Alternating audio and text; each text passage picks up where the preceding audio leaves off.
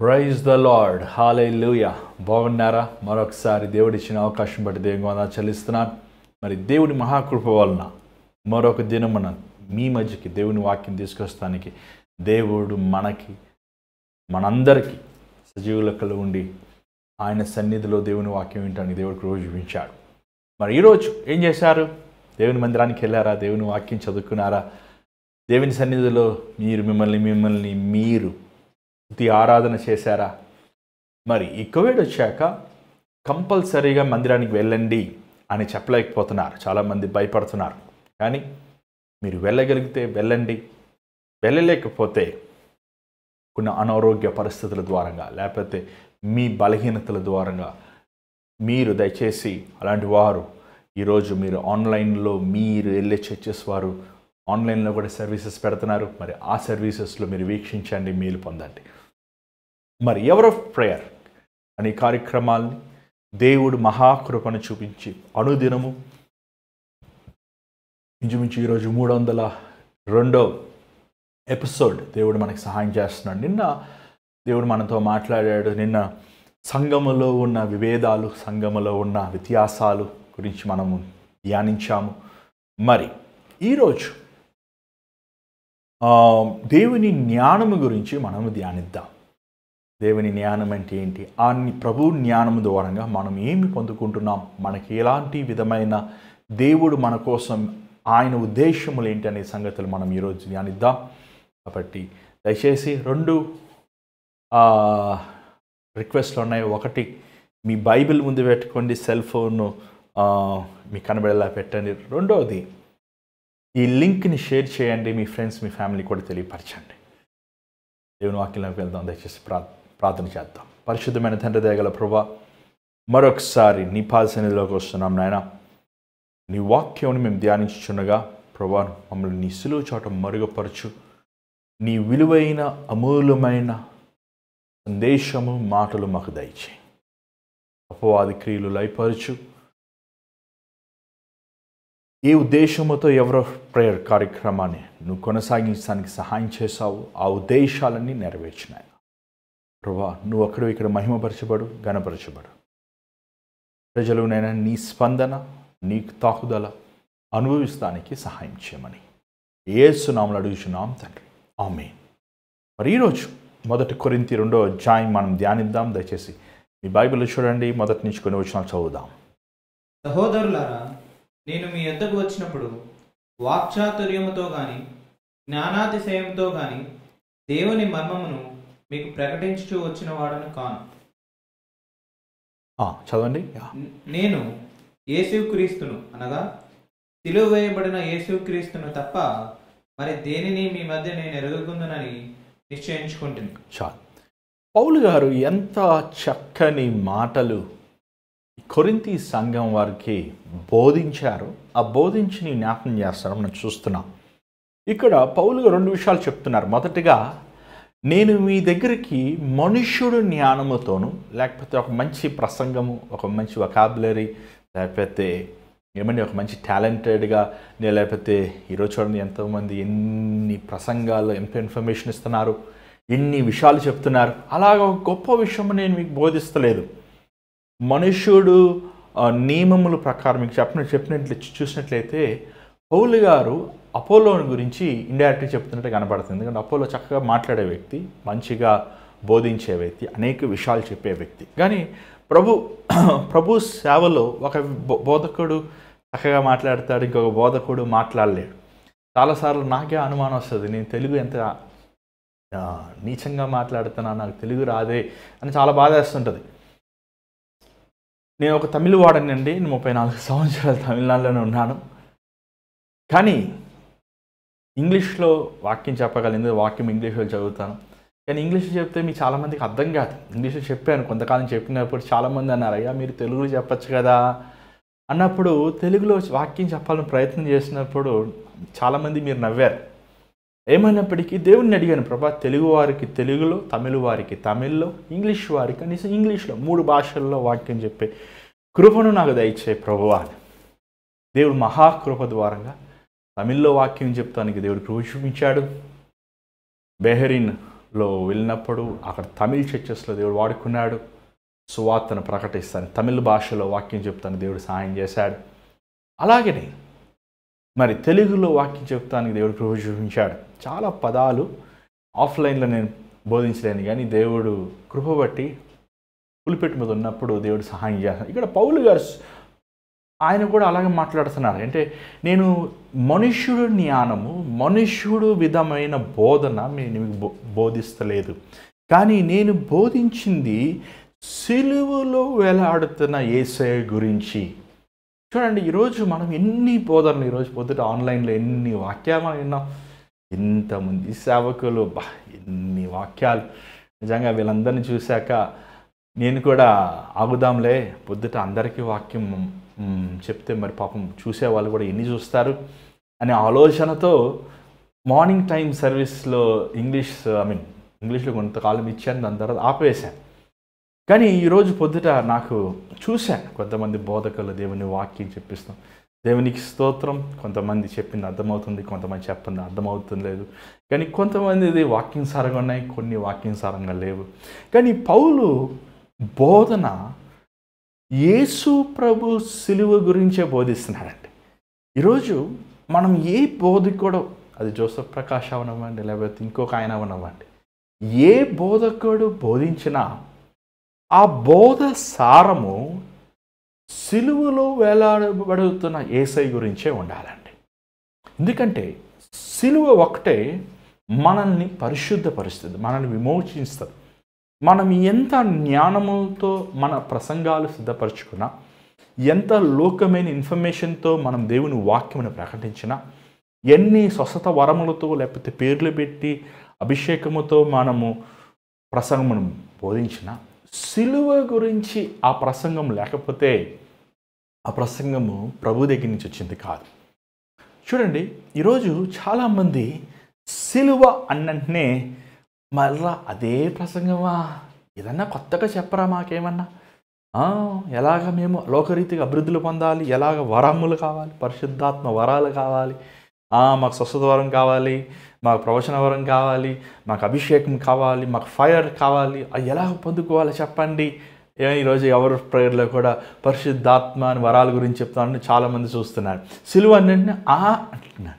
కానీ మీకు అర్థం చేసుకోండి, సిలువ ఒక్కటే మనల్ని దేవుని ఆత్మతో నింపుతుంది. చూడండి, పరిశుద్ధాత్మ వరముల గురించి ఈరోజు చాలా ప్రసంగాలు ఉన్నాయి. కానీ మనం బైబిల్లో చూసినట్లయితే పేతురు కానీ శిష్యులు కానీ ఎక్కడ వారు దాని గురించి బోధించలేదు. వారు పరిశుద్ధాత్మతో నింపబడి వారు చేతులు పెట్టి ప్రార్థించినప్పుడు వారు పరిశుద్ధాత్మను పొందారు. పరిశుద్ధాత్మతో నింపబడిన శిష్యులు ప్రార్థన చేసినప్పుడు స్వస్థతలు జరిగినాయి, ఆశ్చర్యమైన కార్యాలు జరిగినాయి. చూడండి, దానికి కారణము సిలువలో వేలాడుతున్న యేసయ్య. పౌలు గారు ఆ రోజు కొరింథీ సంఘానికి అంటున్నాడు, నేను సిలువలో వేలాడుతున్న యేసు ప్రభు గురించే నేను మీకు బోధించి ఉన్నాను. నేను ఒక మనుష్యుడి జ్ఞానముతో, లోక జ్ఞానముతో కాదు, కానీ నేను మీకు యేసు ప్రభు సిలువను చూసిన వ్యక్తిగా బోధిస్తున్నాను. ఒక సాక్షిగా, యేసు ప్రభు సాక్షిగా నేను బోధిస్తున్నాను. యేసు ప్రభుని మీరు సిలువ వేస్తుంది, యేసు ప్రభుని మీరు మరణమునొక్కి సమాధి చేసింది, పునరుద్ధానమైన సంగతుల్ని నేను ఒక సాక్షిగా మీకు ప్రకటిస్తున్నాను అనే సంగతుల్ని పౌలు గారు బోధిస్తూ మనం చూడగలుగుతున్నాం. అంత మాత్రమే కాదు, పౌలు గారులో ముఖ్యమైన 3వ వచనం చూసినట్లే మీకు అర్థమవుతుంది. చూడండి, 3వ వచనం చూడండి.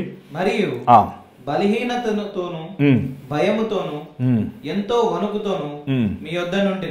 ఇక్కడ చూసినట్లయితే పౌలు ఇక్కడ 3 మాటలు వాడుతున్నాడు. బలహీనము, భయము, ఇంకోటి ఏంటి, వణుకు.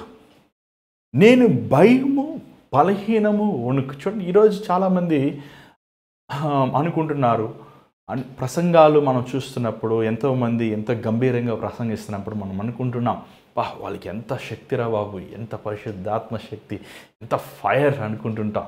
కానీ పౌలు ఇక్కడ నేను మీ దగ్గర బలహీనతల్లో, భయముతో, నిజమైన దేవుని సేవ మన సొంత జ్ఞానం మీద కాదండి, మన సొంత కెపాసిటీ మీద కాదు, మనొక సొంత తెలివి మీద మన సొంత సామర్థ్యం మీద కాదు. దేవుని వాక్యము ప్రకటించేది కేవలము దేవుని మీద అనుకోవాలి.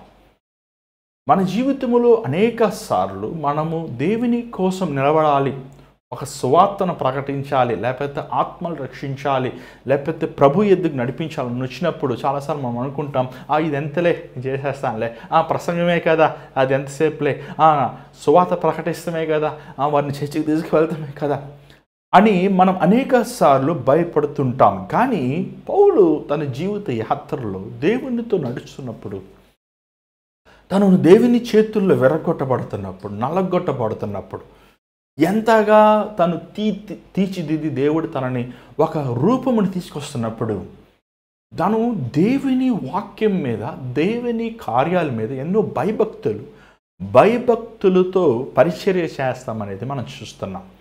చూడండి, ఒక దేవుని సేవకుడుగా ఈ బలిపీఠము, దేవుని ప్రజల ముందు నిలబడే బలిపీఠము పరిశుద్ధమైన స్థలము. ఈ బలిపీఠం నిలబడటానికి నేను యోగ్యుని కాను, నేను నీకు నిలబడి వాక్యం చెప్తాను, నాకు అర్హత లేదు అనే అవగాహన మనకు ఉండాలండి. ఈరోజు చాలామంది జీవితంలో, చాలామంది హృదయముల్లో ఆలోచనలు సరైన వాటికి వాళ్ళవి గర్వించే ఆలోచనలు. నాదే ఈ పులిపెట్టు, నేను నిలబడకపోతే ఎవరు నిలబడతారు, లేకపోతే దానికోసం కొట్టుకున్నట్లు మనం చూస్తున్నాం. కానీ పౌలు అలాంటి వాడు కాదు. పౌలు దీనుడు. తను ప్రతి ప్రసంగప్పుడు తను తాను తగ్గించుకుంటాం, తను వెర్రగొట్టుకుంటాం, తాను రిత్తునుగా చేసుకుంటాం మనం చూడగలుగుతున్నాం. 4వ వచనం చూడండి. మీ విశ్వాసము మనుషుల జ్ఞానమును ఆధారము చేసుకొనక దేవుని శక్తిని ఆధారం చేసుకొని ఉండవలనని నేను మాట్లాడినను, సువార్త ప్రకటించినను, జ్ఞానయుక్తమైన తీయని మాటలను వినియోగింపక పరిశుద్ధాత్మయు దేవుని శక్తియు కనపరచు దృష్టాంతములనే వినియోగించింది. ఎంత చక్కని మాటలు, తీయని మాటలు. ఈరోజు బోధకులు బాధపడద్దు తమ్ముడా, దుఃఖపడద్దు తమ్ముడా, నీకు దేవుడు నిన్ను నీ ఇద్దరు భార్యలను ఆశీర్వదిస్తాడు, దేవుడు నిన్ను నీ లంచంతో కొట్టిన ఇల్లును ఆశీర్వదిస్తాడు, దేవుడు నిన్ను నీ అబద్ధములైన మోసకరమైన జీవితాన్ని ఆశీర్వదిస్తాడు. తీయని మాటలు.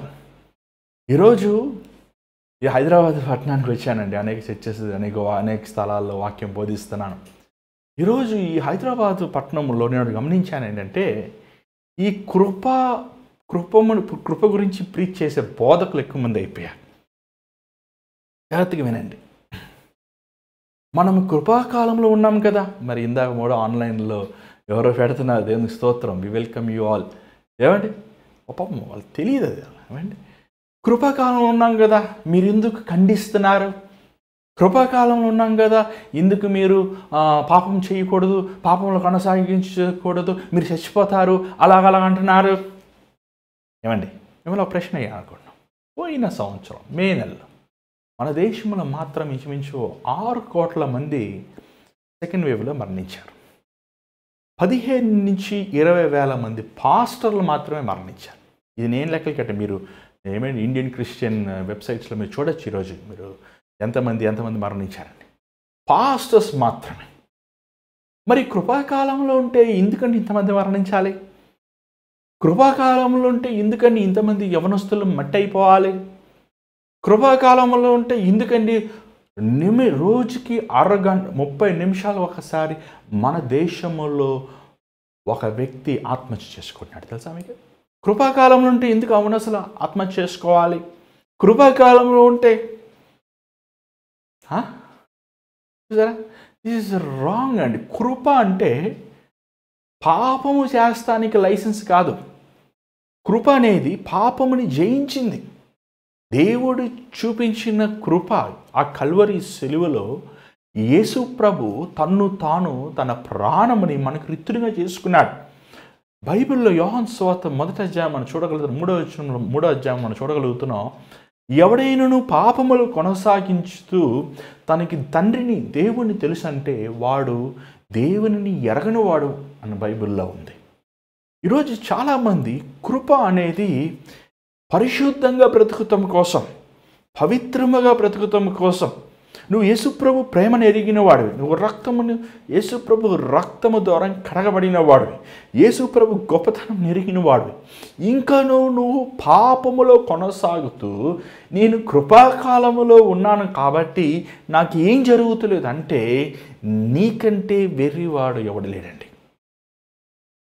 ఇక్కడ మనం చూస్తున్నాం పౌలు తీయని మాటలతో జ్ఞానముతో, జ్ఞానం, లోక జ్ఞానం. ఈరోజు ఎంతమంది పెట్ట కథలు చెప్తుంటారు, అనవసరమైన వ్యర్థమైన మాటలు చెప్తుంటారు, లేకపోతే లోకంలో ఉన్న జ్ఞానమైన విషయాలు చెప్తుంటారు. ఒకసారి నేను చిన్నవాడిగా ఉన్నప్పుడు మా సంఘంలో కొంతమంది సాఫ్ట్వేర్ ఇంజనీర్స్ వచ్చేవారు. వారితో పాటు ఒక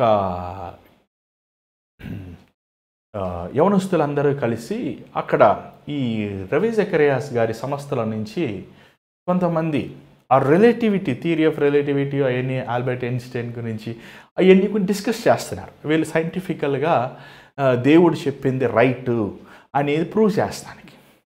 ఆ రోజు మేము వెళ్ళాము, ఒక హోటల్కి వెళ్ళాము, చక్కగా లేదు టిఫిన్ పెట్టారు, తిన్నాము, కాఫీ తాగాము, కూర్చున్నాము. వారు చెప్పారు, వీరు క్వశ్చన్లు అడిగారు, వీరు చెప్పారు, వారు క్వశ్చన్లు అడిగారు.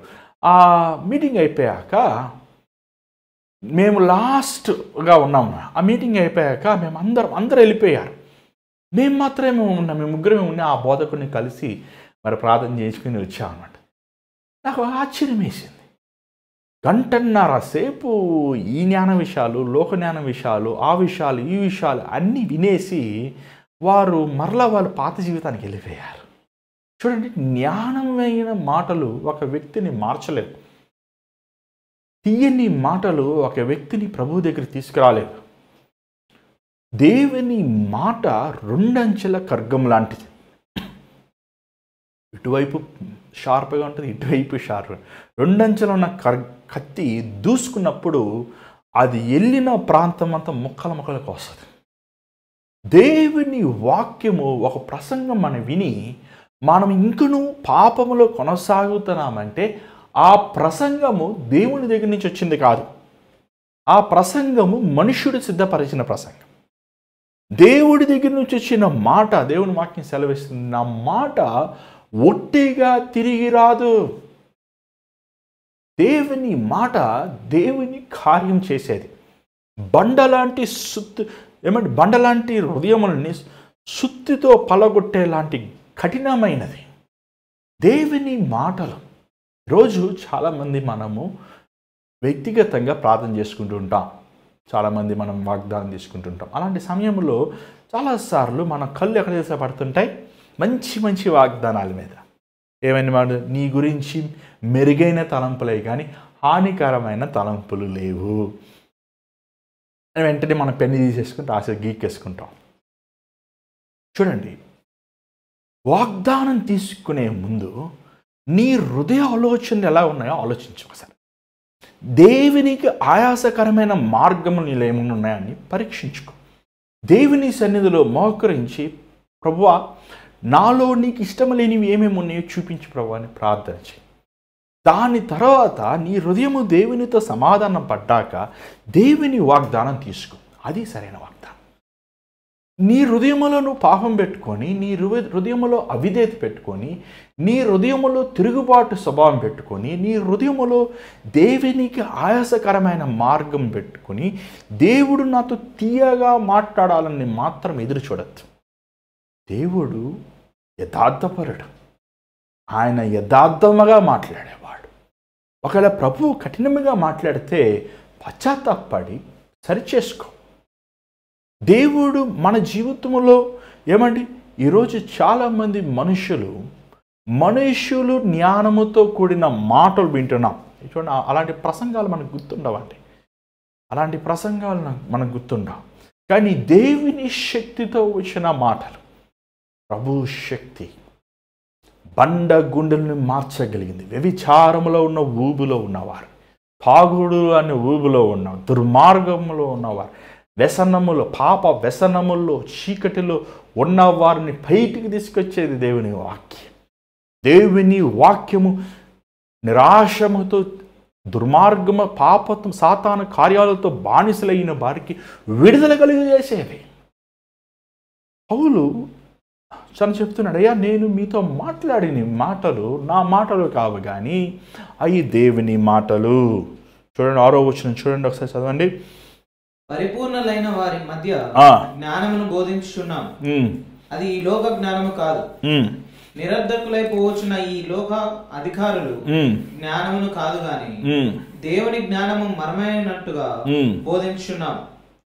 ఇక్కడ చూసినట్లయితే మీరు మెచ్యూర్ ఏముంది అక్కడ, పరిపూర్ణులు ఉంది తెలుగులో, ఇంగ్లీష్ పేపర్లో బాగుంది మెచ్యూర్. ఏమండి ఎవరిని మనం మెచ్యూర్ అంటాం చెప్పండి?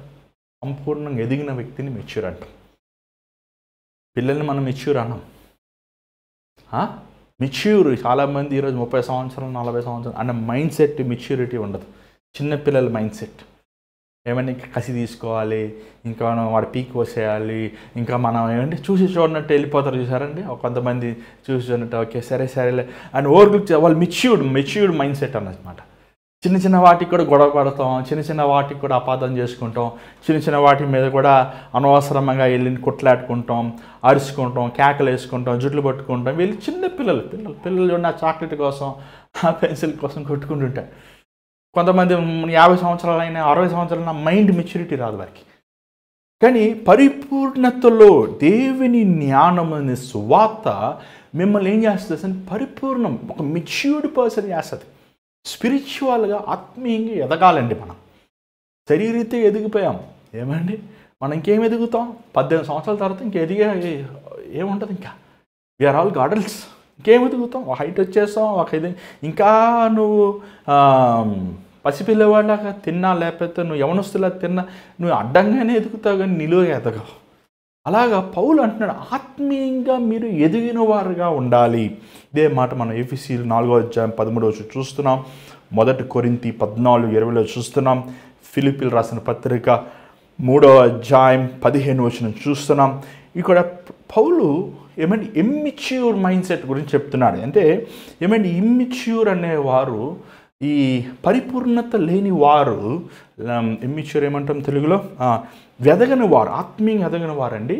వారు ఇది కరెక్ట్ అయిన బోధ, ఇది సత్యమైన బోధ, ఇది అబద్ధమైన బోధ, ఇతను పరిశుద్ధాత్మతో ఈ సూచకార్య చేస్తున్నాడు, ఇతను దురాత్మతో ఈ సూచకార్య చేస్తున్నాడు, ఇతను బోధించేది దేవుని దగ్గర నుంచి వస్తుంది, ఇతను బోధించేది సాతాను దగ్గర నుంచి వస్తుంది, ఇతను ప్రార్థన ప్రభువు శక్తితో చేస్తున్నాడు, ఇతను ప్రార్థన సాతానుతో శక్తితో ప్రార్థిస్తున్నాడు, ఇతని ప్రసంగము దేవుని దగ్గర నుంచి వచ్చిన ప్రసంగం. ఏమంటే ఈ వ్యత్యాసము తెలుసుకోలేకపోతున్నారు సంఘములో. ఎవరిని పెడితే వారిని పాస్టర్ అంటున్నారు, ఎవరిని పెడితే ఎవరు చెప్తే వారు వాక్యం వినేస్తున్నారు, మోసపోతున్నారు, మోసగించబడుతున్నారు. చూడండి, అందరూ పాస్టర్లు కాదండి, అందరూ నేను మా నాన్నగారికి దేవుడు మంచి కృప ఇచ్చారండి. అసలు మా నాన్నగారు ఒక 5 నిమిషాలు ఒక వాక్యం ఏంటి చెప్పేస్తారండి. ఇతను బాగా చెప్తున్నాడు, కరెక్ట్గా ఉంది వాక్యం, కరెక్ట్గా ఇతను ఆత్మీయంగా ఉన్నాడు, వాక్యం సరిగా చెప్పేస్తారు. ఇది తేడా ఉంది, నాకు తేడా కనిపిస్తుంది నాకు అని చెప్పేస్తారు. అంటే 5 minutes చెప్పేస్తారు. అసలు దాని తర్వాత ఆ వ్యక్తి దిగజారిపోతాం, దుర్మార్గమైన కార్యాలు చేస్తాం, భయంకరమైన నశించిపోతాం. అవన్నీ జరుగుతున్నప్పుడు 5 నిమిషాలు, అసలు 5 నిమిషాలు వింటారు చెప్పి ఆ పల్స్ డాక్టర్ అలా పల్స్ పట్టుకుని చెప్తారో అది చెప్పేస్తారు. ఈయన నిజమైన బోధకుడు, ఈ నిజమైన బోధ. అసలు దేవుడు చాలా విస్తారమైన కృపనిచ్చారు ఆయన. ఇక్కడ చూసినట్లయితే ఆ మెచ్యూరిటీ లేదండి ఈరోజు చాలామంది క్రైస్తవులకి. దేవునితో నడుస్తుంటారు, వెంటనే ఒక దానికి ఆకర్షించబడిపోతారు.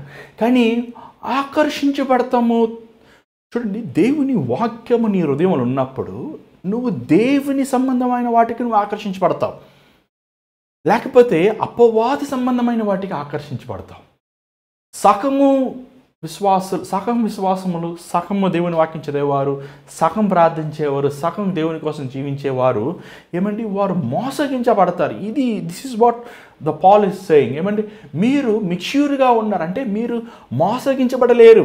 మీకు ఏది సత్యము, ఏది అబద్ధము, ఏది దేవుని ఆత్మ, ఏది దురాత్మ, ఏది దేవుని జ్ఞానము, ఏది దెయ్యము జ్ఞానము అనే చేసిన కృప దేవుడు మీకు ఇచ్చి ఉన్నాడు. అందుకే కొరింథీ వాక్య దేవుడు పౌలు గారు రాస్తారు ఏమండి, ఆత్మవరాలు ఏంటి, పరిశుద్ధాత్మ కార్యాలేంటి, అనేక సంగతులు కొరింథీ సంఘానికి పౌలు గారు రాస్తుంటారు.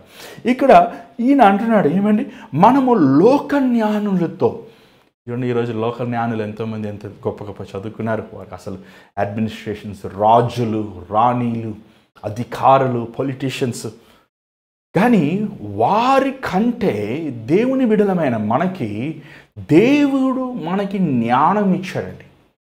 ఆ జ్ఞానము, దేవుని వాక్యము మనల్ని విశేషపరుస్తుంది. అంటే to know which is good and which is bad, ఏది మంచిది ఇది చెడ్డది అని మనం రియలైజ్ అయ్యే ఆ కృపను దేవుడు మనకి ఇచ్చి ఉన్నాడు. అదే అంటున్నాడు దేవుడు, లోకములో ఉన్న వారికి ఆ జ్ఞానము లేదు. 8వ వచనం ఒకసారి చదవండి. అది లోకాధికారులలో ఎవరికి తెలియదు, అది వారికి తెలిసి ఉండిన ఎడల మహిమా స్వరూపియగు ప్రభువును సిలువ వేయకపోయిందురు. ఇక్కడ మనం చూసినట్లయితే మహిమా స్వరూపి అయిన ప్రభువుని, ద లార్డ్ ఆఫ్ గ్లోరీ ఎవరైనా? యేసయ్య అండి. Who is the lord of glory? Yesayya, Yesu ప్రభు. పౌలు గారు ఏమంటున్నాడంటే, ఆ రోజు ఆ అధికారులకి యేసు ప్రభు ఎవరు అని తెలుసుకొని ఉంటే ఆయన సిలువ వేసి ఉండరు. ఏమంటే ఒకవేళ యేసు ప్రభు ఈరోజు వస్తే సిలువ వేస్తాను ఒప్పుకుంటారా? సమస్య లేదు. ఏమంటే యేసుని సిలువ వేయాలంటే ముందు మనల్ని వేయాలంటాం మనందరం. ఏమంటే సమస్య లేదు. కానీ వారు తెలుసుకోలేకపోయారు. ఈరోజు నీకు నాకు మనము లోకములో అధికారులము కాము, లోకములో జ్ఞానులము కాము, కానీ పరిశుద్ధాత్మ జ్ఞానము ద్వారంగా, దేవుని వాక్యము జ్ఞానము ద్వారంగా ద లార్డ్ ఆఫ్ గ్లోరీ, తెలుగులో ఏముంది? మహిమ స్వరూపియగు ప్రభువును యేసయ్యను మనము తెలుసుకునే కృపించాడండి. పౌలు గారు యాక్చువల్గా చాలా ఎంత బ్యూటిఫుల్గా యేసయ్య గురించి చెప్తున్నాడు చూడండి. పౌలు గారు ఎప్పుడు ఆయన యేసు ప్రభు ఫ్యాన్ అయినా. మీరెవరు ఫ్యాన్? నేను కూడా యేసు ప్రభు ఫ్యాన్ అయినండి బాబు. ఏ బోధ కూడా ఇష్టం నాకు. యేసు బైబిల్లోనే అసలు యేసు ప్రభు బోధ అంటే పిచ్చిష్టం నాకు. పౌలు గారి పేతురు అనుకోండి, సెకండరీ అనుకోండి, యేసయ్య అంత పర్ఫెక్షన్, ఆయనలో ఉన్నంత పర్ఫెక్షన్. ఏమంటే ఈ మాట తప్పు చెప్పాడు అని ఎవరు చూపించలేదా? ఏమనుకుంటే కొన్నిసార్లు పౌలు గారి గురించి డిబేట్ చేస్తుంటారు, కానీ యేసు ప్రభు బోధన పర్ఫెక్ట్ అండి, అసలు 100%, 100 క్లిస్టల్ క్లియర్. ఇంకోటి, మీరు బాగా బైబిల్ చదివినట్లయితే, సువార్తలు, గాస్పల్స్ మీరు చదివినట్లయితే, ప్రభు మాట్లాడిన కార్యాలు, ప్రభు మాట్లాడిన పలుకులు మాట్లాడుతున్నప్పుడు మన గుండె ఉల్లాసిస్తుంది. అనుభవించారా మీరు? అనుభవించకపోతే అసలు మీరు దాంట్లో బైబిల్లో ఉన్న సారం అర్థం కాలేదన్నమాట. ప్రభువు ఎంత ధైర్యంగా మనం ఉంటామో, ఎంత శక్తిగా. మరలా మీరు వేరే అధ్యాయాలు చదివితే అంతగా ఉండదు మీకు. కానీ అన్ని దేవుని వాక్యమే. కానీ యేసు ప్రభు స్వయంగా మాట్లాడిన మాటలు, ఆయన చేసిన కార్యాలు, ఆయన జీవించిన జీవిత విధానం ఎంత మధురం అండి. కానీ పౌలు అదే అంటున్నాడు, ఏమంటే is the glory, is the lord of the glory. ఆయన మహిమకి కారకుడైన ప్రభువు. ఏమన్నాడు చూడండి, 11 దాని తర్వాత చదవండి. ఇందును గూర్చి దేవుడు తన్ను ప్రేమించిన వారి కొరకు ఏవి సిద్ధపరచనో అవి కంటికి కనబడలేదు, చెవికి వినబడలేదు, మనుష్య హృదయమునకు గోచరము కాలేదు అని వ్రాయబడి ఉన్నది. చూడండి, ఇది చాలా యెషయా గ్రంథంలో ఉంది ఈ మాట. యెషయా గ్రంథము నాకు తెలిసి యెషయా 64:4 మనం చూస్తున్నాం. Let's not go into that verse, but ఈ చాలామందికి వాగ్దానంగా వస్తుంటుంది ఈ వర్స్ కదా. ఏ కళ్ళు దేవుని ప్రేమించే వారికి ఏ కళ్ళు చూడలేదు, ఏ చెవులు వినలేదు, ఏ మనుషుడు గ్రహించలేదు, ప్రభు తనను ప్రేమించే వారి కోసం సిద్ధపరిచింది. చాలామంది చెప్తుంటారు, అన్న ఈ వాగ్దానం వచ్చింది అంటే ఏంటన్నా మాకు 10 కోట్లు వస్తాయా, అంటే ఏంటన్నా దేవుడు మమ్మల్ని మల్టీ బిలియనియర్స్ చేసేస్తాడా, ఏంటన్నా దేవుడు మమ్మల్ని అమెరికాకి తీసుకెళ్ళిపోతారని చెప్పి చాలామంది చెప్తుంటారు. 100% రాంగ్ అండి. దేవుడి వాగ్దానం ఏంటి తెలుసు? ఈ వాగ్దాన అంశము, దేవుడండి తనను ప్రేమించే వారి కోసము, జాగ్రత్తగా వినండి, తన పరలోక రాజ్యముని దేవుడు ఇస్తున్నాడండి. పరలోకం నమ్ముతున్నారా? అబ్బా పరలోకం ముద్దయ్యా, ఈ లోకమే కావాలంటున్నారా? యేసు ప్రభు మత్తయి సువార్తలో మాత్రమే పరలోకము అనే మాట 57 సార్లు పలికాడు ప్రభువు మాత్రమే. నేను పరలోకం నుంచి వచ్చిన వాడని, నేను వెళ్ళి మీకు స్థలమును సిద్ధపరుస్తాను అని యేసు ప్రభు బోధ సారం ఏంటంటే పరలోకము. ఎందుకు పరలోకం గురించి ప్రభు అంతగా ఎంఫసిస్ చేశాడు? ఎందుకు పిలాతైనను హేరోదైనను వారు ఈ లోకములో మీరు రాజా అంటే లేదయ్యా నేను పరలోకం, నా రాజ్యం వేరు, నా రాజ్యం పరలోకము అని ఎందుకు చెప్పాడు? పరలోకంలో ఏముంటాయి? ఒకసారి ఒక కాకి కొంగ దగ్గరికి వెళ్ళిందట. కొంగ పరలోకానికి వస్తావా అంటే ఆ కొంగ అడిగిందంట కాకిని చూసి, చేపలు ఉంటాయా అని అడిగిందంట. ఏమంటే చేపలు ఉంటాయా? ఈరోజు మీరు చాలామంది పరలోకంలో ఏముంటాయి? బెంచ్ కార్లు ఉంటాయా? నాకు ఉంగరాలు ఉంటాయా? వస్త్రాలు ఉంటాయా? బిర్యానీ ఉంటుందా? డబ్బులు ఉంటాయా? ఏం డబ్బులు? 2000 రూపాయల నోట్లు ఉంటాయా? ఇల్లులు ఉంటాయా? వాకిళ్ళు ఉంటాయా? నాకు అది తెలియదు, ఏముంటే నాకు తెలియదు, కానీ ఒకటే నమ్మటం నాకు తెలుసా అండి, యేసయ్య ఉంటాడండి. నా యేసయ్య ఎక్కడ ఉంటాడో అదే పరలోకం అండి. నా యేసయ్య బై మిస్టేక్ నరకంలో కూర్చుంటే అది పరలోకం అయిపోద్ది. నా యేసయ్య నా హృదయం ఉంటే అది పరలోకం అండి. పరలోకం అంటే దేవునితో అన్యోన్యమైన సహవాసం. నా తండ్రి ఎదుట ఏమంటే మన ప్రభు ఎదుట, మన దేవుని ఎదుట ఆయన పాదముల దగ్గర కూర్చుని ఆయన్ని స్తుతించుతూ ఆరాధించు గణపరు.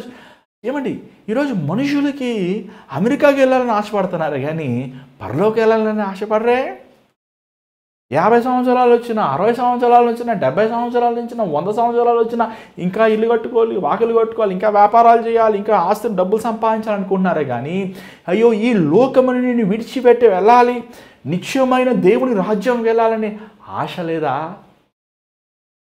ఈరోజు మనుషుడండి ఎంత స్వార్థపరుడైపోయాడంటే ఇంకా కొన్ని నిమిషాల్లో చచ్చిపోతానన్నా సరే 10 పైసల కోసం కక్కుర్తి పెడతానండి.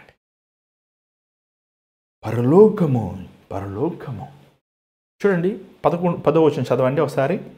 మనకైతే దేవుడు వాటిని తన ఆత్మ వలన బయలుపరిచి ఉన్నాడు. ఏంటండి? పరిశుద్ధాత్ముడు ఏంటి బయలుపరుస్తున్నాడు? నేను ఆఫ్రికా వెళ్ళినప్పుడు అండి అక్కడ కొన్ని సంగతులు జరిగినాయి మీకు చెప్పాలి. అక్కడ ఒక చర్చిలో ఒక పాస్టర్ గారు ఒక ఆయన పిలిచాడు, అమ్మా నీ బ్యాంక్ అకౌంట్ నెంబర్ ఇదేనా? ఇదేనండి. డబల్ అందరూ చప్పట్లు కొట్టేశారు. అమ్మా నీ బ్యాంక్ అకౌంట్లో 10 రూపాయలు ఉన్నాయి కదా? అవునా? అవునండి. డమాల్ అందరూ అరుపులే. 10,000 దేవుని కానికేసి ఇచ్చేస్తాను. 10,000 కానికేస్తే నీకు దేవుడు 10 లక్షలు ఇస్తాడమ్మా. ఇంకేం పాప ఏం చేసిన అప్పుడే ఇచ్చేసిందమ్మా. ఎట్ట సంపాదించాడో తెలియదు, కానీ ఒక ఆఫ్రికా పాస్టర్ గారు ఫోన్ చేస్తున్నాడు ఎవరికి? దేవుడికి. టింగ్ టింగ్ టింగ్ టింగ్ టైం డైల్ చేసేసి, ప్రభువా ఈమె పెళ్లి చేసుకోవాలనుకుంటుంది, ఈ అబ్బాయిని చేసుకోమంటావా వద్దా ప్రభువా అని ఫోన్లో మాట్లాడుతున్నాడు. ఏమండి చూసారా? వీరు దేవుడు అడిగితే పరిశుద్ధాత్ముడు వీళ్ళకి బయలుపరిచాడంట. పరిశుద్ధాత్ముడు ఇంకొక విడోరం ఒక ఆమెను పిలిచి, అమ్మా నీ భర్త ఉన్నాడు తెలుసా? తెలీదయ్యా, నువ్వు ఫోన్ చేయి, నీ పక్కింటాంతో ఉన్నాడు అని. నిజంగా ఉన్నాడా తెలీదు, ఏమో తెలియదు, కానీ అడిగితే దేవుడు నాకు బయలుపరిచాడు. నువ్వు వెంటనే అతను విడాకులు ఇచ్చేసే. ఏంటి పరిశుద్ధాత్ముడు అంత చీప్ అయిపోయాడు? బ్యాంక్ అకౌంట్ నెంబర్లు, నీ ఫోన్ నెంబర్లు, అడ్రస్లు, నువ్వు చేసే నీచమైన ఏంటి పరిశుద్ధాత్ముడు అంత చీప్ అంటే మీకు? ఓ తమ్ముడా, అదిగో ఎర్ర చొక్కా వేసుకున్నా నువ్వే ఎర్ర చొక్కా ఎంతమంది వేసుకుంటారా చెప్పండి?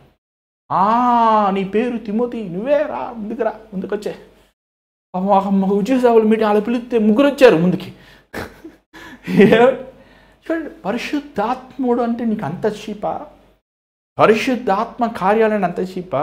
పరిశుద్ధాత్మ టపటపడబడబడబడ పరిశుద్ధాత్మ ఏంటండి ఈ విడోరం? దేవుడు అల్లరికి కత్త కాదు, జాగ్రత్తగా. కానీ ఎక్కడైనా ఎక్కువ శబ్దాలు ఉన్నాయంటే ఇప్పుడు పరిశుద్ధాత్మ అంటే వెంటనే ఆ వెనకాల ఫ్లూట్ వేసేస్తున్నారు, పియానో వేసేస్తున్నారు, గిటార్ వేసేస్తున్నారు. అంటే పరిశుద్ధాత్మ గిటార్లో ఉన్నాడా? ఫ్లూట్లో ఉన్నాడా? అది మామూలుగా లేడా? పరలోకం ఆ రోజు దిగి వచ్చినప్పుడు ఇన్స్ట్రుమెంట్ డ్రమ్ కొట్టుకుంటూ వచ్చాడా పరిశుద్ధాత్ముడు? చెప్పండి, కరెక్ట్ కాదండి. This all depiction. దూరంగా ఉన్నా చెప్పరా, మోసపోవద్దు, వంచబడద్దు. పరిశుద్ధాత్మ దేవుడు ఎంతో సుందరమైన వాడండి, బ్యూటిఫుల్ అండి. అసలు ఆయన లాంటి ప్రభు ఎవ్వరు లేరండి. అసలు పరిశుద్ధాత్మ అని మనం పిలుస్తానికి కూడా మనకు అర్హత లేదు అసలు. అంత నీచులు మనం. ఆయన ముందు మనం వచ్చినప్పుడు మనలో ఉన్న రాత పెంట గొబ్బంతా కనబడద్దు అసలు. అనేక సార్లు దేవుని ఆత్మ ఆయన స్పందించినప్పుడు అండి, అయ్యా నేను పెంటనయ్యా అంటాను, లిటరల్గా స్టేజ్ మీద ఏడుస్తాను చెప్తాను, అయ్యా అంతవరకు మీరందరూ పాపులు, మీరందరూ దుర్మార్గులు, అయ్యా నేను నీ పెంటనయ్యా, పంది పెంటనయ్యా నేను అంటాను. ఎంత హీనమైన వాడనయ్యా. ఆ దేవుని ఆత్మ నా మీద వచ్చినప్పుడు నాలో ఉన్న లోపములు, నాలో ఉన్న కుళ్ళిన వాసన, నాలో ఉన్న గబ్బు అన్నీ బయట పెడతాడండి అసలు. ఏమండి పరిశుద్ధాత్మ అంత చీప్ అయిపోయాడు నీకు? అంత అభిషేకం అభిషేకం అభిషేకం ఎందుకంటే అభిషేకం నీకు? ఎందుకయ్యా అభిషేకం నీకు? చేసే దొంగ వ్యాపారం సఫలత రావాలా? చేసే మోస కార్యాలకి మంచి ఫీల్ రావాలా? అభిషేకం ఎందుకు నీకు? వై యూ నీడ్ అభిషేకం? ఎందుకు కావాలి నీకు అభిషేకం? ఎందుకు నీకేం పని నీకు పరిశుద్ధాత్మతో?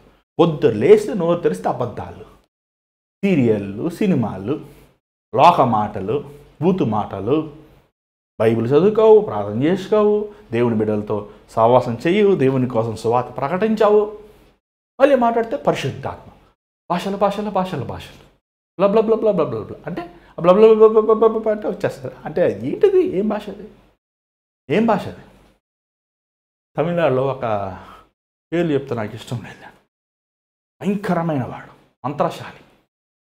తను మాట్లాడిన దానికి ఈరోజు సంఘములో భాషలు మాట్లాడే వారికి వ్యత్యాసం లేదా? ఏమండి అల్లరికి కత్తా దేవుడు మహాకృపతో ఏమండి పరిశుద్ధాత్మ దేవుడండి అల్లరికి భాషలు మనం మాట్లాడుతున్నప్పుడు అండి రెండు విధాలుగా ఉంటాయి. మనిషి భాషలు ఉంటాయి, రెండు దేవదూతల భాషలు ఉంటాయి. ఒక ప్రార్థన మనం చేస్తున్నప్పుడు దేవుని దగ్గర నుంచి వచ్చే ప్రార్థన అది మన హృదయంని బండ హృదయంని పైమ కొట్టేస్తుంది అసలు. నువ్వు భాషలతో నువ్వు మాట్లాడిన తర్వాత నీ జీవితం ఎలా ఉంది? లోబడుతున్నావా 100% దేవుడికి? 100% దేవుని సరెండర్ అయి ఉన్నావా లేదా? అంటే దేవుని ఆత్మ కదా అది. దేవుడేమి సేవకు పిలిచాడు, నువ్వు భాషలు మాట్లాడుతున్నావు, మళ్ళీ ఉద్యోగానికి వెళ్తున్నావు పొద్దులేసి. మరి ఇంతసేపు ప్రార్థన చేసింది ఏం ప్రార్థన అయ్యా? నాకు అర్థం కాదు. ఏంటి ఆ ప్రార్థన? ఏ ఆత్మది? దేవుడు నిన్ను సేవకు పిలిచాడు, సేవకు రాని మా అన్నం కూడా పెడతాడు అంటున్నావు, మళ్ళీ భాషల్లో ప్రార్థన చేస్తున్నావు, మళ్ళీ ప్రార్థన చేశాక మళ్ళీ ఏమంటున్నావు? ఒక అమ్మాయిని ప్రేమిస్తున్నావు, ఒక అబ్బాయిని ప్రేమిస్తున్నావు, మళ్ళీ పరిశుద్ధాత్మ పరిశుద్ధాత్మ పరిశుద్ధాత్మ ఆత్మ ఆత్మ అంటున్నావు. ఏ ఆత్మది? వారి ఫలములు చూడండి అన్నాడు దేవుడు. వారి ఫలములు జాగ్రత్తగా గమనించండి. ఈ పరిశుద్ధాత్మ గురించి బోధించే బోధకులు ఉన్నామండి. ఈ పరిశుద్ధాత్మ గురించి ప్రవచనాలు చేస్తాం. ఏమండి 31వ తారీఖు వచ్చినట్టు మైకి పెట్టేసుకుని అరిచేస్తుంటారు. భూకంపాలు వస్తాయి, ఏరోప్లేన్లు వస్తాయి, తుఫాన్లు వస్తాయి, వరదలు వస్తాయి. పాపం శుభమా అని ఆ రోజు వాగ్దానం వస్తుంది అనమాట, నీకు దీర్ఘాయుస్తాను. ఎన్నిన్నాక వాళ్ళు పాప ఆ వాగ్దానం పడేస్తారు పక్కన. వస్తాయండి, మనకు కావయి. అవి మనకెందుకు అనుకుంటున్నావు? దేవుని ఎరగిన వారికి, దేవుని తునీకరించిన వారికి, నువ్వు సంఘము కోసం ప్రకటించాల్సిన పరిశుద్ధాత్ముడు సంఘములో ఏమండి 7 సంఘాల గురించి దేవుని ఆత్మ ఎంత స్పష్టంగా మాట్లాడింది. దేవుని ఆత్మ ఎంత క్లియర్గా మాట్లాడింది. ఈరోజు మనం గమనించాలి. చూడండి, పరిశుద్ధాత్ముడు ఆయన దేవుని రహస్యములు మనకు బయలుపరుస్తాడంట. ఏంటి దేవుని రహస్యము? దేవుడు మన కోసం సిద్ధపరిచిన పరలోకం అండి. మీరు అనుకుంటున్నారా పరలోకం మీ ఇలా ఉంటానని? పరలోకం అని ఇలా సమస్య లేదండి. పరలోకముల ఆనందమైన స్థలం. ఇన్ని రోజులు వేసినప్పుడు రోజు ప్రార్థన చేస్తాను, ఇంకెంతకాలం ప్రభువా ఈ భూలోకంలో ఉండాలి నేను అని అడుగుతా. ఎంతకాలం? ఒకటే ఆశ నాకు, 3 పిల్లలు త్వరగా పెళ్లి చేసేస్తే వెంటనే వచ్చేసి ప్రభు పరలోకం త్వరగా వచ్చేయాలి, నీ రాజ్యానికి వచ్చేసే, నీతో పాటు ఉండాలి నాయన. కన్నీరైనను నొప్పైనను బాధ అయినను లేని స్థలం, ఆనందించే స్థలం అండి పరలోకం. ఇక్కడే బతకాలి, ముసలాన్ని ఇక్కడే ఉండాలి, నడవలేకపోయినా, కళ్ళు కనబడకపోయినా, కాళ్ళు నొప్పులు ఏమైనా మోకాలు నొప్పులు వచ్చినా, పళ్ళెన్ని ఊడిపోయినా ఇంకా బతకాలి, ఇంకా బతకాలి, ఇంకా బతకాలి ఆశ. పరలోకం సుందరమైన స్థలం. పరలోకము సమాధానమైన స్థలం. పరలోకము దేవుడు తన ప్రజలని దీవించిన స్థలం అండి. అది ఆరాధించిన స్థలం. అక్కడ కన్నీరైనను, నొప్పైనను, ఆకలైనను, బాధ అయినను లేని స్థలం. అది ప్రభువే తన ప్రజలని కాపాడే స్థలం. ఈరోజు మానవుడు ఆశ, మానవుడు వాంఛ. అందుకే యేసుప్రభు అంటాడు, ఏమన్నాడు మత్తయి సువార్త ఏమన్నాడో చూడండి. మత్తయి సువార్త 6వ అధ్యాయం ఈ మాట ఒకసారి చూడండి. మత్తయి సువార్త 6వ అధ్యాయం 19వ వచనం చదవండి దయచేసి. భూమి మీద మీ కొరకు ధనమును కూర్చుకొనవద్దు, ఇక్కడ చిమ్మెట్టయు తుప్పును తినివేయను, దొంగలు కన్ను వేసి దొంగలెదరు. పరలోకమందు మీ కొరకు ధనము కూర్చుకొనడి, అచ్చట చిమ్మెట్టైనను తుప్పైనను దాన్ని తినివేయదు, దొంగలు కన్నము వేసి దొంగలరు. ఏమన్నాడు దేవుడు? పరలోకంలో కూర్చిపెట్టుకోయా నీ ధనము. ఆనకి డబ్బాలేం 10 రూపాయలే, దేవుడికంటే 10 రూపాయలే. పిల్లోడు కొనుక్కోండి లక్షలు లక్షలు కూర్చిపెట్టుకుంటారు. రూపాయి అని వేసుకుని పాపం ఎంతమంది కూర్చిపెట్టుకుంటారు. ఏమంటే ఈ లోకము కాదయ్యా, ఈ లోకం నిరంతరమైనది కాదు. దేవుని కోసం ఖర్చు పెట్టాలంటే, స్వార్థ సేవ కోసం ఖర్చు పెట్టాలంటే, ప్రభు కోసం ఖర్చు పెట్టి లెక్కలు వేసుకుంటారు. చాలామంది అంటుంటారు మా నాన్నగారిని, ఎందుకయ్యండి మీరు ఇంతంత లక్షలు ఖర్చు పెడతారు, ఇందుకు ఇన్ని లైట్లు, ఇందుకు ఇన్ని టీవీ ప్రోగ్రాంలు. మా నాన్నగారు ఇంకా అద్దీంట్లోనే ఉంటారు. 70 సంవత్సరాలు వస్తుంది, ఇంచుమించు 70 సంవత్సరం వస్తుంది. ఆయన అప్పుడు అంటారు, నేను ఖాళీ చేయబడిపోతే అద్దె కట్టుకోలేనేమో అని భయపడుతుంటారు కొన్నిసార్లు. కానీ ఆయన జీవితం చూసినప్పుడు కొన్ని లక్షల రూపాయలు, కోట్ల రూపాయలు ప్రభు కోసం ఖర్చు పెట్టి, నిజంగా అలాంటి మనస్తత్వం లేదండి ఈరోజు. స్థలాలు కొనుక్కోవాలి, ఆశ్రయములు, అనాథులు ఏమైనా ఆశ్రయములు కట్టుకోవాలి, ఆర్ఫనేజెస్ కట్టాలి. నిజంగా దేవుడిగా తెలిసి ఎంతమంది ఉన్నారు ఆర్ఫనేజ్లు. మళ్ళీ అమెరికా నుంచి డబ్బులు తెప్పించుకోవాలి, ఎస్టాబ్లిష్ అయిపోవాలి, ఈ లోకంలో ఎస్టాబ్లిష్ అయిపోవాలి, మంచి మంచి వాహనాలు కొనుక్కోవాలి, ఎంజాయ్ చేయాలి అనే వాంఛ ఉంది. కానీ యేసుప్రభు ఆ రోజు అన్నాడు, అయ్యా మీ ధనము ఈ లోకములా కాదు.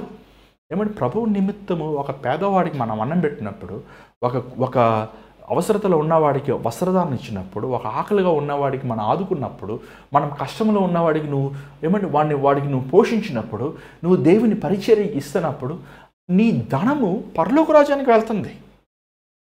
ఏమంటే యేసుప్రభు బోధ పరలోక రాజ్యం గురించే బోధించాడు. 60 ఉపమానములు చెప్పాడు యేసుప్రభు. తెలుసా మీకు? 4 సువార్తల్లో 60 ఉపమానములు దేవుని రాజ్య విషయములు చెప్పాడు.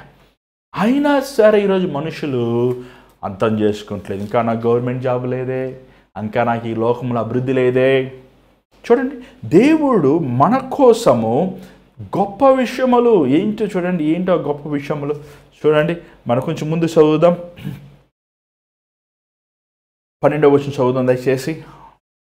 దేవుని వలన మనకు దయచేయబడిన వాటిని తెలుసుకొనుటకై మనం లౌకిక ఆత్మను కాక దేవుని యొద్ద నుండి వచ్చి ఆత్మను పొంది ఉన్నాం. మనుష్య జ్ఞానము నేర్పు మాటలతో కాక ఆత్మ సంబంధమైన సంగతులతో సరిచూచుచు ఆత్మ నేర్పు మాటలతో వీటిని గూర్చియే మేము బోధించుచున్నాం. అంత బ్యూటిఫుల్గా రాశారండి పౌలు గారు. ఏమండి, మేము ఏమాత్మ పరిశుద్ధాత్మ సంగతులు బోధించేవి. ఏం బోధిస్తుంది పరిశుద్ధాత్ముడు? ఏం బోధిస్తాడండి పరిశుద్ధాత్ముడు? ఆయన యేసు ప్రభు గురించి బోధిస్తాడు. ఈరోజు ఒక చాలా తప్పైన అభిప్రాయం పెట్టుకున్నారండి చాలామంది. చూడండి, యేసుప్రభు ఆ రోజు చెప్పాడు శిష్యులు. చూడండి, యోహాను సువార్త 14వ అధ్యాయము ఒకసారి మనము చూద్దాం.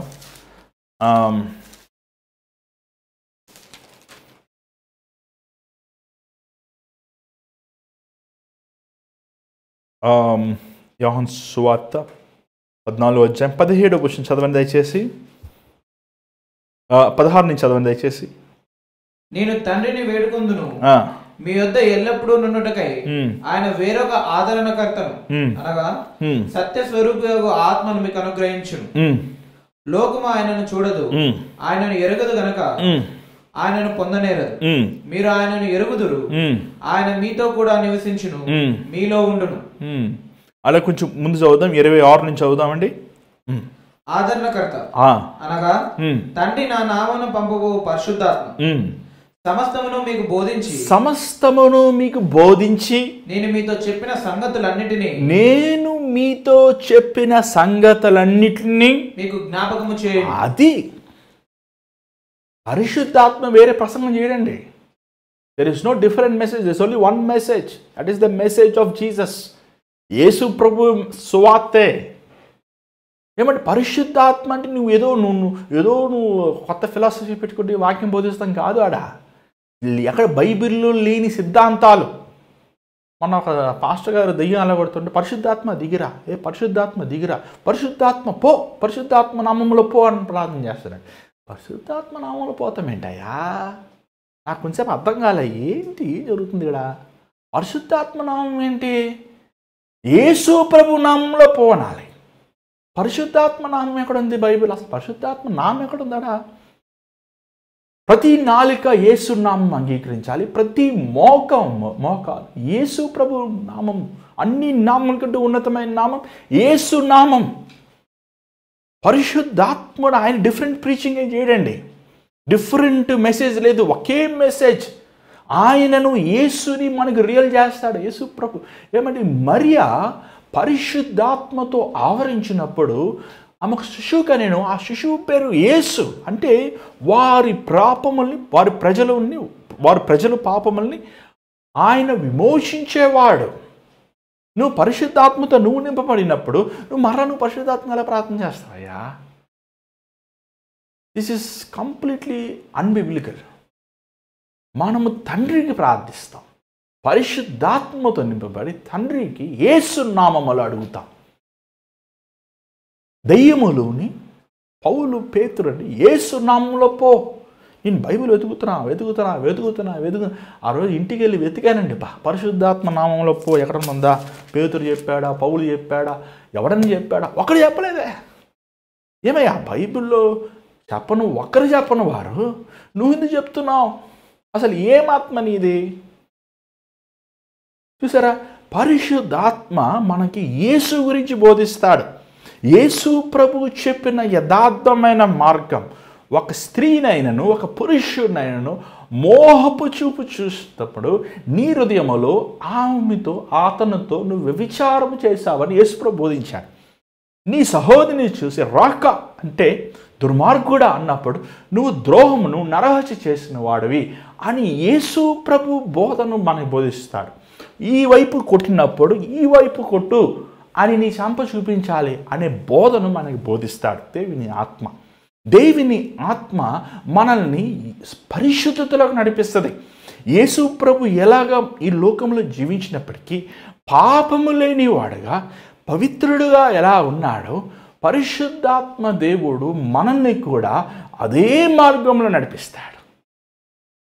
అంటే పరిశుద్ధాత్మ మాటలు నేను బోధిస్తున్నానంటే, ఆత్మ మాటలు నేను బోధిస్తున్నానంటే పౌలు చెప్పేది యేసు ప్రభు మాటలే. ఆయన ఆ సమరయ స్త్రీ అన్నప్పుడు అంటారు ఆమె, అయ్యా నీ మాటలు జీవ మాటలయ్యా, నీ జీవం ఇచ్చేది. ప్రభు అంటాడు ఏమంటే నేను ఇచ్చిన నీరు తాగిన మళ్ళీ తప్పిక ఉన్నాడు. ప్రభు మాటలు జీవము. ఆది యందు వాక్యం ఉండెను, వాక్యము దేవుని యొద్ద ఉండెను, వాక్యమే దేవుడై ఉండెను. యేసు ప్రభు ద్వారంగా యేసు ప్రభు బోధ, యేసు ప్రభు సేవ, యేసు ప్రభు శిలువ యాగము, యేసు ప్రభు పునరుద్ధానము మనకి పరిశుద్ధాత్మ will make it real to us. అది మనకి రియల్ అవుతుందండి. యేసులాగా మనల్ని చక్కుతాడు, దిద్దుతాడు. యేసు ప్రభు ఎంత పవిత్రముగా ఉన్నాడైనా. ఎంతమంది యమనస్తురాలు ఉన్నారు, కానీ ఎప్పుడైనా ఆ మోహపు తలంపు వచ్చిందా యేసయ్యకి? ఒక వ్యభిచారంలో పట్టబడిన స్త్రీని తీసుకొచ్చినప్పుడు ఆమెతో అమ్మా అని ఎంత ప్రేమగలిగా మాట్లాడుతున్నాడు. ఆయనలో పాపము లేనివాడుగా పవిత్రుడిగా జీవించాడండి. అసలు ఒక greatest example for the mankind. మనుషుడి మానవ జీవితానికి ఒక సరైన మార్గము వేశారంటే అది యేసు ఒక్కడే అండి. ఒక వ్యక్తి ఇలా జీవించాలి, ఇంత యథార్థంగా ఉండాలి, సత్యమును మాట్లాడాలి, ప్రేమించాలి, సహించాలి, ఓర్చుకోవాలి అని మోషే ధర్మశాస్త్రాన్ని నేను కొట్టివేస్తాను రాలేదు, కానీ మోషే ధర్మశాస్త్రముని నెరవేరుస్తానికి వచ్చారన్నాడు. ధర్మశాస్త్రము నెరవేర్చాడండి ప్రభు. ఈరోజు మనం గమనించాలి ప్రియమైన దేవుని బిడ్డలారా, పరిశుద్ధాత్మ మాటలు ఏమో కావు కానీ యేసయ్య మాటలే. యేసయ్య మాటలు, నా మాటలు విని దానిని ప్రాక్టీస్ ఏమన్నాడు ప్రభు? ప్రాక్టీస్ చేసిన వాడు ఏమండి బండ మీద ఇల్లు కట్టుకున్నట్టు ఉంటుంది. ఈరోజు మన జీవితంలో మనం కట్టుకుంటున్నావా దేవుని వాక్యం మీద? దేవుని వాక్యముని వింటున్నాం, వినిన ప్రకారం మనం జీవిస్తున్నామా? వినిన ప్రకారము వాక్యము విని దాని ప్రకారం మనం బ్రతుకుతున్నామా? ప్రభువుకి ఇష్టమైన సారం అన్నట్లు మన ప్రవర్తన ఉందా? మనము ప్రేమ, సహనము, ఓర్పు, ఆత్మఫలములు ఫలిస్తున్నాం? మనలో ద్వేషము, కోపము, ఈర్ష్య, పగ మనలో ఉంటుందా? చూడండి, ఈరోజు మనల్ని మనం గమనించుకోవాలి, మనం పరీక్షించుకోవాలి, మనల్ని మనం పరిశోధించుకోవాలి. Let's not worry about our neighbours. పక్కవాడి సంగతి మనం పక్కన పెట్టండి, మన సంగతి మనం చూద్దాం. ఈరోజు మన హృదయ స్థితి ఎలా ఉంది? చూడండి, 14 వచ్చిన ఒకసారి చదవండి ఒకసారి. ప్రకృతి సంబంధి అయిన మనుషుడు దేవుని ఆత్మ విషయములను అంగీకరింపడు, అవి అతనికి వెరితనముగా ఉన్నవి. అదే దిస్ ఇస్ ద ప్రాబ్లం. ప్రకృతిమైన వాడు, లోకస్తులు ఈరోజు చర్చికి వెళ్ళేసి కొంచెం చప్పర్లు కొట్టేసి ఏమండి అబ్బాయిలు అమ్మాయిలు డ్యాన్సులు వేసేసి లేదా ఎగిరేసి పాటలకి జంపింగ్లు చేసేసి ప్రకృతిమైన వారు. వీరికి పరిశుద్ధత గురించి తెలియదు. మన పాస్టర్ గారు ఒక చర్చిలో యుఎస్లో సిగరెట్ తాగుతూనే వచ్చాడు, తలుపు తీశాడు, వెళ్ళిపోయాడు. పాస్టర్ సిగరెట్ నాకు ముందే అయ్యా అర్థం కాలే, కూర్చుని అలా కూర్చుని పాస్టర్ గారు సిగరెట్ తాగుతామేంటయ్యా? పాస్టర్ గారు విడాకులు ఇచ్చి ఇంకొక ఆమె చేసుకుంటామేంటయ్యా? పాస్టర్ గారు అక్రమైన సంబంధం అంటామేంటయ్యా? పాస్టర్ గారు దొంగతనం చేస్తామేంటయ్యా? అర్థం కావట్లేదు ఈరోజు. ప్రకృతి సంబంధమైన వారు వీరు దేవుని బిడ్డలు కాదు. వీరు ఒక వృత్తిగా తీసుకున్నారంతే. ఎంతో కొంత జీతం వస్తుంది కదా మనకని. మారు మనసు లేకుండా, దేవుని పిలుపు లేకుండా, ప్రకృతి సంబంధమైన మనసుతో నువ్వు దేవుని కార్యములు చేయాలంటే అది చాలా భయంకరం. చేయకూడదు అలాంటి వారు. దయచేసి అలాంటి వారు యేసు ప్రభు ప్రేమ ఎరక్కుంటమే బెటర్, ఆ మార్గం తెలవకుంటమే బెటర్. ఏమండి వీరికి వెరితనం, ఏమండి వారికి దేవుని వాక్యం అంటే నవ్వుపాలు, కామెడీ, దేవుని వాక్యమే ఎగతాలు. ఏమండి మనం పేతురు గ్రంథం చూస్తే అపాసిస్తారంట. యేసుప్రభు వస్తారంటారా, యేసుప్రభు దిగి వస్తారంట, రెండో రాగడం ఉందంట, పరలోకం ఉందంట. పిచ్చోళ్ళు ఇప్పుడు ఈ సారే వాళ్ళు పరలోకం ఇక్కడే ఉందిరా, పరలోకం ఈ గంజాయి కొడితే ఇక్కడే ఉందిరా సుఖం. పిచ్చివారు, వెర్రివారు. కానీ దేవుని ఆత్మ ఏమంటే అలాంటి వారిని ఏమంటే మనము సంఘములో ఉన్నప్పటికీ, మనమందరము క్రీస్తు బిడ్డలమైనప్పటికీ అందరూ క్రీస్తు బిడ్డలు కాదండి.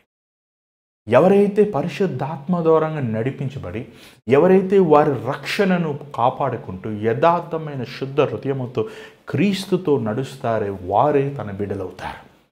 మనం అనుకుంటాం లోకానుసారంగా మనం మనం పాస్టర్స్గా ఉండొచ్చేమో, లేకపోతే మన సంఘ పెద్దలుగా ఉండొచ్చు, లేకపోతే మనం ఒక అనాయింటెడ్ ప్రీచర్స్గా ఉండొచ్చేమో, కానీ దేవునికి అలాంటి వారు బహు అసహ్యం. చూడండి, నీవు ఈరోజు పరిశుద్ధాత్మ ద్వారా నడిపించబడుతున్నావా? పరిశుద్ధాత్ముడు నిన్ను ఎక్కడ నడిపిస్తున్నాడు? సారాయి కొట్టుగా, సినిమాలక, లోక మాటలక, షాపింగ్ మాల్స్గా, లేకపోతే మోకాళ్ళ ప్రార్థనక, లేకపోతే లింగిన హృదయం కలిగి ఉండాలని నిన్ను పరిశుద్ధాత్మను ప్రేరేపిస్తున్నాడా? లేకపోతే నువ్వు దేవుని స్వరూపంలో చెక్కబడాలి, వెర్రగొట్టబడాలి, నలగొట్టబడాలి, ఆయన స్వరూపంలో నువ్వు రావాలని పరిశుద్ధాత్ముడు నిన్ను ప్రేరేపిస్తుంది. దయచేసి దేవుని వాక్యమును మనం జాగ్రత్తగా చదువుతాం. అందుకే దేవుని వాక్యం సెలవిస్తుంది, ప్రతి ఆత్మను పరీక్షించండి, పరిశోధించండి. అంచె దినముల్లో మనం ఉన్నామండి. ఏమండి ఒకటేనండి. చూడు ఈ లాస్ట్ 16 వచనం చూడండి ఒకసారి. 16 వచనం ఒకసారి చదువుకుందాం. ప్రభు మనస్సును ఎరిగి ఆయనకు బోధింపగలవాడు ఎవడు? మనమైతే క్రీస్తు మనస్సు కలిగిన వారం. This is what the emphasis. The spirit of God, పరిశుద్ధాత్ముడు మనం ఏం చేస్తాడంటే క్రీస్తు మనస్సుని కలిగి ఉండేలా చేస్తాడు. ఇంకో మాట చెప్పాలంటే ఏమండి, మన మనుషులు చూసినప్పుడు ఆర్ యూ జీసస్, నువ్వు యేసు ప్రభువా, నువ్వు యేసయ్యవా అనాలి. యేసయ్య మనసు ఉండాలి, యేసయ్య ఆలోచనలు ఉండాలి. యేసు ప్రభు నా సిచ్యువేషన్ అంటే ఏం చేస్తాడు, మనం అలా చేయాలి. యేసు ప్రభు ఎలా మాట్లాడతాడు, యేసు ప్రభు ఎలా నడుస్తాడు, యేసు ప్రభు ఎలా ప్రవర్తిస్తాడు, యేసు ప్రభు మనస్తత్వం మనం కలిగి ఉన్నప్పుడే we are really filled with the holy spirit. పరిశుద్ధాత్ముడు మనల్ని యేసు వలె చేస్తాడండి. పరలోకం వెళ్ళినప్పుడు ఏమండి, మనందరం వేసేలాగా ఉంటాం. మీరు వస్తారా, ఇక్కడే ఉంటారా? ఇక్కడే ఉంటే ఉండండి పాపం, ఇంతకు అంత దూరం. నేను మట్టి ఖచ్చితంగా వెళ్ళిపోతాను. అందరూ వేసేలాగా ఉంటామంట. మరి ఏసైకి మనకి ఎలా వ్యత్యాసం అంట చెప్పండి? యేసు ప్రభు చేతుల గాయాలు ఉంటాయంట. ఎవరో ఒక సేవకులు అన్నారు, యేసు ప్రభు చేతుల గాయాలు ఉంటాయంట, ఆయన కాళ్ళు గాయాలు ఉంటాయంట. అప్పుడు తెలుసుకున్నా, ఓ నువ్వు ప్రభువా, నువ్వేనా యేసయ్యా అని. ఏమండి మరి పరలోకం ఖచ్చితంగా ఒకవేళ మీరు నాతో పాటు వస్తే యేసు ప్రభువును మనం కనుగోవాలనుకుంటే ఆయన గాయాలు. ఏమండి ఎందుకు ఆ గాయాలు పొందే తెలుసా? యేసు ప్రభు మనము ఆయనకిలాగా అవ్వాలని. ఎవడన్నా మనకలాగా అవుతుంటే మన ఆశ వస్తారు, పరా నా కాపీ కొడతావేంట్రా, వెళ్ళరా అంటుంటాం. కానీ యేసు ప్రభు యేసు వలే ఏంటంటే ఒట్టి అవుట్వర్డ్ అపియరెన్స్ మాత్రం కాదు, మనస్సు, ద మైండ్ యేసు ప్రభువులో ఉన్నంత పరిశుద్ధత, ఆలోచనలో ఉన్నంత పరిశుద్ధత, ఆ పవిత్రత, ఆ స్వభావం, ఆ గుణగుణం. ఏమండి ట్రై చేస్తున్నానండి, నేను కూడా ట్రై చేస్తున్నా, కష్టపడుతున్నా. దేనికోసం కష్టపడుతున్నావు జో అని అడిగితే అదే చెప్తా, దేవునిలా యేసు ప్రభులా ఉండాలని ట్రై చేస్తాను. ఫెయిల్ అయిపోతున్నాను. రోజు అడుగుతున్నా, ప్రభా నా బెంచ్ కార్ దయచేయి ప్రభా, నాకు 100 ఎకరాల ఇల్లు దయచేయి ప్రభా, నాది ఎన్ని అడుగుతలేదు అసలు. ఏసేలాగా చెయ్యయ్యా అని, ఏసేలాగా చెయ్యయ్యా. ఎప్పుడు ప్రార్థన చేస్తుంది ఇంకా ఎక్కువ కష్టాలు అవుతాయి, ఇంకా ఎక్కువ శ్రమలు, ఇంకా అందరూ అపార్థం చేసుకుంటాం, అందరూ నిందిస్తాం, అవమానపరు. నిజంగా అండి నేను వాటి గమనించాను ఏంటంటే, మనం యేసుకి దగ్గర అయ్యేటప్పుడు మనతో ఉన్న వాళ్ళందరూ దూరం అయిపోతారండి. నిజంగా మన నీడ కూడా దూరం అయిపోద్ది మనకి. అందరూ తిరగబడతారు, అన్ని పరిస్థితులు అల్లకలం అయిపోతాయి. కానీ ఒక జ్ఞాపకం చేసుకో, ఆ ఇరుకైన చీకటి మార్గంలో ఆ ఇబ్బంది అయినా, అందరూ మనల్ని అపార్థం చేసుకున్న, అందరూ మనకు దూరం అయిపోయినా యేసయ్య మాత్రం దూరం అవ్వరండి. సేవకులు కూడా దూరం అయిపోతారు, కానీ ప్రభు మనకు దూరం అవ్వరండి. ఇంకా this is the decision we have to make. Every పొద్దుట లేచినట్టునే నీకు యేసయ్య కావాలా, లోకం కావాలా? 30 రోజుల్లో కొంతమంది 15 రోజులు యేసయ్య అంటారు, కొంతమంది 15 రోజులు లోకం అంటున్నారు. అలా కాదు, నీ చివరి శ్వాస వరకు, చివరిసారి ఊపిరి పీల్చే వరకు నాకు నువ్వే కావాలయ్యా. 2010లో నా జాబ్ రిజైన్ చేశాను. సెప్టెంబర్ 26న. 2000 జూలై 15వ తారీఖు నన్ను అభిషేకించారు సేవకి. నేను సేవకు వచ్చాక భయంకరమైన శోధనలు, మామూలు శోధనలు కాదు అసలు. ఎప్పుడు ఉద్యోగం చేసుకున్నప్పుడు అప్పుడు ఏం శోధనలు లేవు అసలు. ఎంత హ్యాపీ అంటే ఎంత హ్యాపీ. చేతి నిండా డబ్బు. ఏమండి ఎక్కడికి మనకి ఏమనుకుంటే జరిగిపోయాయి. అందరూ మంచి రెస్పెక్ట్ ఇచ్చేవారు. ఆయన software engineer, senior software engineer, మంచి ఒక రెస్పెక్ట్ అంతా. కానీ సేవకు వచ్చిన రోజు అన్ని విధాలుగా, అన్ని పరిస్థితులు, అందరూ దృష్టిలో కుక్కనైపోయి, లిటరల్ కుక్కకైనా వాల్యూ ఇచ్చారేమో నన్ను అసలు గుర్తు చేసుకోవాలి. కానీ నిశ్చయం చెప్తున్నానండి, ఈ 12 సంవత్సరాలు అవుతుంది ఇంచుమించు, దేవుడు విడిచిపెట్టలేదు. క్లియర్గా ప్రభు హస్తం చూశానండి. ఒక్కొక్క పరిస్థితులు, ఒక్కొక్క మార్గమును, ఒక్కొక్క దారిని ప్రభువు నడిపిస్తూ. నిజంగా చెప్పాలంటే ఈ 12 సంవత్సరాలు దేవుడికి దగ్గర అయిపోయాను, చాలా దగ్గర అయిపోయానండి. కొన్నిసార్లు అనుకుంటాం, ప్రభా నువ్వు వాక్యం చెప్తాం పనికిరావు, నువ్వు నా సేవ పనికిరావు, పోరా బయటికి పోరా అంటే, ఇంకొక వృత్తి చేసుకుని బతకలేను ప్రభా, నేను ఇంకొక అసలు ఏం చేయలేను, నేను నాకేం జ్ఞానం లేదు, అలాగ నన్ను వెళ్ళేది ప్రభా అని ఎప్పుడు కొన్నిసార్లు అలాగ బాధ కలిగినాడు ప్రార్థన చేస్తే. ఏ రోజు అలా ప్రార్థన చేస్తున్నా ఆ రోజు ఎక్కువ దేవుడు ఎక్కువ కానుక పంపిస్తాడు. ఏమండి బతకలేనయ్యా నువ్వు లేకపోతే నీ దిక్కు నువ్వేనైనా. నిజంగా ఈ 12 సంవత్సరంలో యేసుని వెంబడిస్తుంది ఈజీ కాదు, చాలా కష్టం అండి, చాలా కష్టం, చాలా కష్టం. అన్ని విధాలుగా మనము తుక్కు అయిపోతాం. కానీ చివరి మనం పడుకున్నప్పుడు మన దిండి మీద మనం తలపెట్టి మన కన్నీరు కారుస్తున్నప్పుడు మన ప్రభు హస్తము అనేకసార్లు నేను చూశాను. ఆయన హస్తము నా మీద నువ్వు ఉన్నాను కదా, నేనున్నాను కదా, నేనున్నాను కదా, నేనున్నాను కదా, నేనున్నాను కదా, నిన్ను వదిలేదు కదా, తీరుస్తానన్నాడు, తీర్చనన్నాడు, నేనున్నాను కదా. ఆ హస్తం, ఆ ఒక్క మాట అంటే ఏమైనా పర్వాలేదు ప్రభా, నన్ను అందరూ ఈ లోకంలో విడిచేసిన, అన్నీ నాకు తిరగబడిన, అన్నీ నన్ను వదిలేసిన, ఒక్కడనే రోడ్లో ఉన్నా కూడా నీకోసం నేను ఉంటాను ప్రభా, తీర్మానం చేస్తాను. దేవుడు కృప చూపిస్తాను. నిజంగా అండి యేసు కోసం ఈరోజు మనం జీవిద్దాం. పనికి మాలిన డబ్బులు, పనికి మాలిన ఆస్తులు, పనికి మాలిన పేరు ప్రఖ్యాతులు ఇవన్నీ మనల్ని ఏమంటే ప్రభువుని కనబడకుండా మనల్ని మాయం చేసేస్తుంది. కానీ ఎప్పుడైతే మన జీవితాన్ని ప్రభువు సమర్పించుకుంటామో ఆయన మనం మెరుగైన వాడిగా చేస్తాడు, మెరుగైన వాడిగా చేస్తాడు. నిజంగా నా జీవిత విధానంలో చాలా గర్విస్తున్నాను, నేను బాగా గర్విస్తున్నాను. అసలు మాట్లాడిన మనుషులతో వీడితో మాట్లాడినరా అనుకునేవాడిని. అంత గర్విస్తున్నాను, ఎవరి మీద అసలు మాట పడను నేను. రోషన్ అసలు ఎంత రోషన్ అంటే అంత రోషన్. నాకు పోయి సంపాదించి నేను నా అన్నది అంటే నువ్వు పెట్టేది నీ మొహం అని తిట్టేవాడిని. కానీ అలాగా అంటే వాడిని తుక్కు చేస్తాడు. రోజు చెయ్యి ప్రభు, నువ్వు ఇంకా ఏమైనా చేసుకో. దేవుడు నలగొడుతున్నాడు, విరగొడుతున్నాడు, చెత్త కూడా. I'm the still in the process. నాకు తెలియదు ఇంకెంతకాలం అని. ఎంతకాలమైనా పర్వాలేదు ప్రభా, తుక్కయ్యా. నువ్వు ఎంత తుక్కుతావో నీ కాలు నా దగ్గర ఉంటుందయ్యా, నీ సన్నిధి నా దగ్గర ఉందయ్యా. తొక్కబడతానికే నేను చేయబడ్డాను, నీ చేతుల ద్వారా వెర్రకొట్టబడాలయ్యా. నిజంగా ఆ అనుభవం మీరు పొందితేనే అర్థమవుతుంది. మీరు దేవునితో నడిస్తే కదా మీకు అది తెలుస్తుంది. పొద్దున్న లేస్తే సాయంకాలం వరకు బైబిల్ పంకి వేరే పుస్తకం ఏం చదువుతాను. ఏముంది పుస్తకాలు చదువుతాను, బైబిల్ చదువుతాను.